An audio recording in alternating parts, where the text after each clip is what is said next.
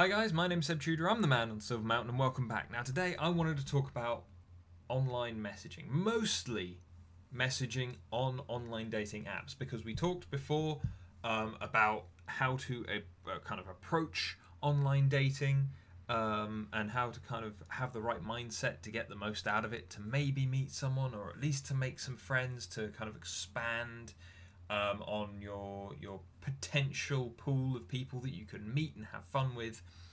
And so here's the thing though, because it's like social media, a lot of it is just kind of very vapid, or as said, you can get a lot of people who are in all kinds of different kind of areas and places to kind of maybe not come in and meet you at eye level. You know, they might not come in and see kind of you for who you've presented yourself as, or maybe you've presented yourself poorly and they've taken too much away from that, or maybe they're just very fussy, or maybe they're not fussy at all, they're just a bit overeager. But as a result, I wanted to maybe come along and just say that there are kind of there's a pattern to behavior that can be taken advantage of here in regards to actually like getting a good conversation going, actually getting to pick up and run with this individual, maybe to meet up in person, maybe to do stuff with, maybe to either become a friend with, or otherwise to just, you know, to go about what you would usually go about with in regards to using a dating app. Regardless, the things that kind of come down to this are, again, if we go back to the DVEI model with the various building blocks of a relationship, where you've got the direction, you've got the variety, the emotion, and the immersion, we're going to be looking more towards that last end, because the way that you look to interact with people online, especially on a dating app where you are literally in an attention-based economy, you want to hold someone's attention for the longest period of time. The thing that stands out is that to make yourself attractive in that kind of attention economy, is the first thing you need to do, other than just saying hello and putting yourself out there, is you need to generate an emotional response, because that's what people are on there for. They're not there to sate their curiosity, unless you're like me, where I was there literally to do that, but you're there to gain emotional validation, security, response, to feel things, to feel appreciated, whatever. It's all about that emotional kind of connection with others that people are seeking, and that's why they're using these sites. So the first thing that you're going to want to be looking at is getting on and gaining some kind of emotional response. You know, if you can get the other person that you're talking to, whether you're male or female, whether they're male or female, if you can gain some kind of emotive investment or response, or just a rise in some way of an emotion. It can be negative, but often it's probably better off if it's positive, because a negative response is more likely to just get you shut down. You know, then you want to have that kind of run with. And so, you know, it can be tough to do, but again, also if you've paid attention to the profile of that person, so that you know at least a little bit about them on going in, you know, you can kind of try asking more questions and dealing with more things around this, but realize that the first kind of thing isn't about asking questions. It's not about the kind of offering explanations or reciting things or kind of being overly polite or anything like that. It's about gaining that emotional response, and people react emotionally to different things, and even if it's not the most positive emotional response, even if it's actually invoking sadness in a person or something like that, that's still something that isn't necessarily purely negative. It's something that, you know, you can associate with. It's something that then you can connect on, and that's the next part of this. After you have started on generating emotion, the next thing to do is to connect over it, because obviously that's how we bond. Yeah, it's as said in the DVEI model, you're looking very much more towards kind of variety and emotion as kind of the building blocks of various parts of your relationship. And so the kind of emotive element of this would be, for example, even if it was a sad thought, a sad memory, yeah, that you are bringing up and sharing with that person as a way to try and provoke something emotive. You know, something like they have pets on their profile, and you had a pet that you loved very much, and it was very sad when they went, and you know, you somehow bring that up in the conversation. They have that emotive response. You then connect over the fact that you both love those animals and they've moved on from you. Whatever, you can spin these things whichever which way, but again, it's making that connection. It's not just trying to raise some random emotion, you know, here's a joke, here, be funny, you know, because you can see online in all those various things on BuzzFeed or wherever else where it's like, look at these jokers who came along and instantly got shut down. The reason they got shut down was because the joke was there, possibly creating an emotion, might have made one of the people that they were interact with smirk, but at the same time it didn't then kind of generate conversation around a connection afterwards to kind of solidify that, to give it more meaning. Because also, if you've got someone who's not only feeling emotion towards you but then also feels connected to you, then they're thinking about you, they're considering your point of view, they're, you know, kind of they have feelings towards you. You know, this is how cults of personality work. Yeah, it's not just about kind of empathizing or understanding or believing in the person that's sat there. It's a case of they need to be kind of, you need to consider them a friend. Yeah, that's how YouTube works. It's an attention economy where the people that you can consider your friend, the people that you can take at face value and believe in what they say or whatever else, they're the people who you then watch, who you then support, who you then try and work with. You know, you do that all over the world now in social media, and as said, dating apps are very much social media, and so then that's the way to handle that. And then the last thing of kind of this kind of roll along is, after you've made that connection, then the next thing you should be looking to do is see your way forward. Should this, you know, are you uncertain about this person, in which case fair enough, then it's, again, you want to try and reconnect, you want to do, you know, evoke more emotions and then develop more in the way of a conversation around things, you know, allow for more connection, allow for more learning about the other person. But again, though, doing this, I'm talking about doing this specifically over text via the kind of like online messenger parts of these various apps. And so obviously a lot gets lost in that, considering that as part of our normal communication, as part of me talking to you now, you know, the words that are actually coming out of my mouth make up, maybe in this case because it's video format, maybe a little bit more, but it's still somewhere in the region of maybe about 10% at most. And then the rest is my tone and the way that I'm addressing you and the way that I'm kind of sat here and whatever else. And so as a result, you know, having it boil down just to text, yeah, sometimes that can be really helpful because it means you can be very specific in your answers. It means that the way that you talk about things, you can tailor things in such a way as a writer would to maybe evoke specific emotions, or to maybe angle things the way that you would want it, if you cared enough to put the extra time and effort into tailoring something like that, which, again, I don't necessarily think would be necessary. You know, the best option, again, is be yourself, because then there's not going to be any kind of one way or the other coming out the other end of it.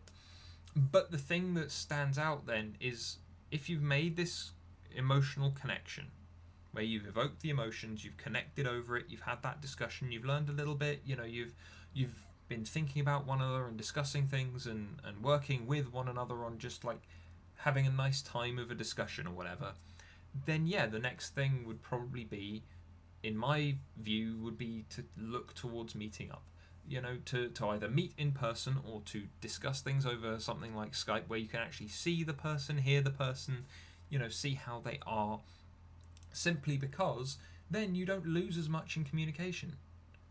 You know, and you can push forward with that, because that should be the goal, right?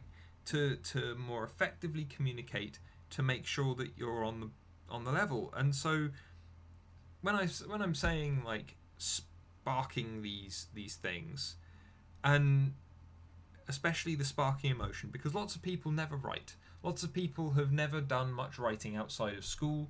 Most people have never done much in the way of kind of excessive reading around these things, especially on the kind of mechanics of kind of flow or tension and release, and how to kind of cause emotions to flow out of a piece of writing or literature or something like that. And so, you know, you want to evoke those things, those emotions, and that can be hard. And so, just to touch in on that, a few things that I would say, you know, to generate some kind of emotional response that you can then try and connect with a person over are kind of like, you know, you have to tell people, you have to look at what you're writing, and you have to kind of inform them in a way that's new or different. Yeah, what is it that's changing or interesting about what it is that you're saying, what it is that you're writing? You know, are you generating a mental picture for a person? Because as I've said before, setting the scene, me in regards to my clients, instead of going, here's a piece of paper, we're going to write down your goals and we're going to do it this way, you know, having it be a wheel, or have it be like, we're going to climb the mountain, what's at the top of the mountain for you? You know, it's that mental imagery that lets people invest in it, and it's that emotional investment because they want, it's a positive thing, that's a happy feeling when you've got this goal that you can work towards. But here we're looking at maybe mental pictures that you're kind of describing in regards to whatever it is that you're trying to evoke. You know, if you're talking about a happy thing, you go along and you start saying, hi, I was reading your profile and it sounded like you might actually appreciate something that I did the other day. And, you know, then you go into a story and you tell the story about how, you know, you, in regards to an interest that they've had, this, that, and I'm saying this should be a true story, by the way. I'm not saying you just make stuff up. I'm saying that if you found someone that had a similar interest and might appreciate something that you've done in the past, you come along and you tell the story, you tell it in an interesting way, you know, and get that kind of going. As said, stories are a really important thing for us as humans, and so doing that would surely be more worthwhile. And then actually when you're looking at it, you know, you need to make sure that what you're saying is clear, yeah? Because there's nothing worse than having kind of emotional confusion, emotional turmoil. So if you're trying to say, hey, there was this really exciting thing that I did and I think you'd appreciate it because of what it says on your profile, so here's the story, yeah? You want her or him or them or whoever to be able to pick up on exactly what you're talking about, why it was funny, what you mean straight away. You need to be kind of clear and concise on that, because otherwise you're just going to run into them being like, okay, I'm not quite sure how to feel about this because random story is random, and like how does this make sense? Yeah. And then like you need to make sure that when you're looking at it, does this sound like you, or could this be anybody? Yeah? Does it sound overly formal? Does it sound overly casual? Is it just the way that you would talk to someone? Because that's usually the best indicator. Like, if you're not sure, just tell the story out loud to yourself as you type it down. Yeah? As if you were talking to your best mate, or if you were talking to anyone else, you know, assume that familiarity and just, you know, tell the story, converse, relate, you know, whatever. Put it down, because that way that will allow that kind of pickup, you know. And so, you know, the best ways of doing this, kind of like, the ways to look at it are by telling the story, you're engaging that person. You're gaining their attention. Maybe they want to ask questions. If they want to ask questions, that's a good sign. It means that they're at least interested in hearing more. Yeah? And so you need to make it an interesting story to begin with. And so, you know, you need to maybe make it a little less formal, a little more kind of open, and a little more like just a conversation with a friend, because people are more likely to appreciate that straight off. And it'll allow a more easy flow of that emotional kind of kickstart. Yeah? And then again, making the connection, that should be pretty easy, right? If you've told them the story and it's actually relevant to them because you've actually paid attention, then, you know, making that connection a good one, starting that conversation, getting to know them and let them get to know you over this initial thing, you know, that's a good thing, right? And then afterwards, hopefully, you can arrange to discuss more openly in a video sense, or over the phone, or whatever else. You know, it's just a case of making sure the when you come into these things, it can be really daunting messaging complete strangers. It can be really difficult trying to tangle with people who have potentially been on this site for a long time and been disappointed over and over and over again, and so they've become jaded. And so it's like just making sure that you're using your time effectively. Yeah, the same way that I said before in the last video, you need to approach it with that kind of open mindset where you're just looking for a friend, or looking, you know, at the very least you're looking for a friend. You know, if someone that you're interested in on the site turns out to maybe not be interested in you, then at least you've made a buddy. You know, that's the thing that you're kind of looking at here, taking that more casual approach. Obviously not too casual, you know, relationships are important, but there needs to be that balance. And so coming in, again, I just wanted to say that there are things in online dating. It is a great tool to allow people to connect, but at the same time, it's so much more daunting and so much more troubling for people than working with even Facebook or even normal social media, just because there is so much more at stake, and you're often feeling much more alone. You know, at least on my Facebook, for instance, excuse me, or on Twitter, you know, you've got the people that follow you or that you follow, or on Facebook you've got your friends list, and it's like those are people that you know. Those are people that are connected to you. They, in theory, to one extent or another, are on your side. Yeah? It might not be quite so cut and dry, because obviously there are loads of people on my friends list even who are friends from school who've probably changed an awful lot since I last saw them. I've probably changed an awful lot since I saw them. You know, but again, you know, they are they're on my friends list, and it's not as lonely as going onto a dating app that is still social media but is very lonely, because you are by yourself, you are effectively judging others and they are judging you, but you're trying to just fast track that kind of, almost artificially fast track that kind of emotional investment in each other, and that can be really kind of taxing. And so again, my suggestion on this is, you know, come in and look at it in a very open way. You know, be open to both friends and lovers as it pans out. But again, when it comes to messaging, when it comes to conversing, then there is this pattern in human behavior where the people that we mesh with best are the ones that firstly create an emotional response that then we can connect or relate over, and then it allows us a way forward, be that to further conversation, or be that to in this case with a social dating app or social media dating app, it allows you to meet up with that person, you know, actually go on a date, or have a Skype date with a phone call just to chat for a while, or whatever else, you know, however it pans out, it's something that can then happen, and that's the important thing. And it's like the number of times that I've sat down and heard people kind of almost lamenting the fact that they are on there and they are looking for attention, or they're looking for a partner, or they're looking for something, and just as a result of the way that people communicate, or the way that people kind of run to roadblocks on things, they just don't get anywhere. And that to me is really kind of sad, because some of these people that I meet who are on these apps and who have talked to me about this stuff, you know, they are absolutely amazing people, and they deserve to find someone. And if this is the way that they've decided to do it, then by all means, why shouldn't they?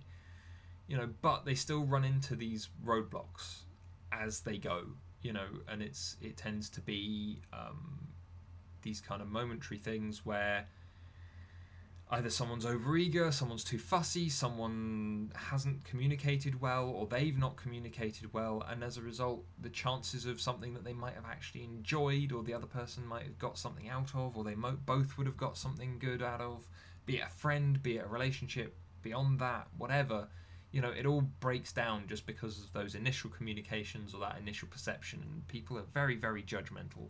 You know, at the best of times, people are very, very judgmental. But anyway, guys, I hope that helps, because, you know, that was when I was doing it. I wasn't particularly invested in it as much as, yeah, at the time I was single and I would have enjoyed a relationship. I wasn't too attached to things so much overall. But again, kind of the stuff that came out of it for me in the long run was learning, and through that learning, I'm now hoping that I can impart it onto you guys, but also it was stuff that has landed me in a very happy relationship for quite a substantial period of time now, you know, relatively speaking. And so, you know, I hope that you guys get some benefit out of this. But otherwise, thank you very much for watching, guys, and I'll see you in the video tomorrow. Take care. Thank you very much for watching, guys. If you found this interesting or useful, then please drop us a like and subscribe for more, and I'll see you in the video tomorrow. Take care.